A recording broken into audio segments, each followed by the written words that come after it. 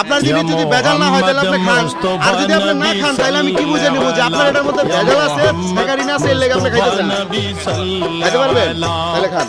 শফায়াতের কান্ডারি মদিনা নিয়ামুল ভাই 200 টাকা বাইর করেন। মুহাম্মদ মুস্তাফা এই নবী মানুষ এই যে বিক্রি করে আপনারা তো এরকম কাহিনী কি, মানুষ বিক্রি করে শুধু বরফ দিয়ে রাখে, আর আপনি তো অন্য ফ্লেভার দেওয়া মানে রং না রং না, ওটা মনে করেন একবারে জুস করে বানাই, মানে গুড় আমদানি স্যাকারিন আছে না এটার মধ্যে? সেই কিনে নেই, কি কি আছে এটার আমি মধ্যে? এটা নিজে বানাই সবকিছু। আপনি নিজেই বানান? আপনার নাম কি? আমার নাম মোহাম্মদ রাকিব। মোহাম্মদ রাকিব। দেশের বাড়ি কোথায়? বরিশাল। কোন জায়গা? বরিশাল ভোলা। মানে ভোলা আপনার বাড়ি? আমার বাড়ি হচ্ছে জালুবাড়ি। তো আমরা দেশি। তো বিষয়টা হচ্ছে আপনি নিজেরটা নিজে বানান, এই বানায়া সেল করেন, এটা 10 টাকায় বিক্রি করেন আপনি। খান, আপনি শেষ করেন। শেষ করতে পারলে আপনাকে আমি এটার দাম দিব 200 টাকা। আর আপনাকে মানে এটা খাওয়ানোর মূল উদ্দেশ্য আমার এইটাই, আপনি যেই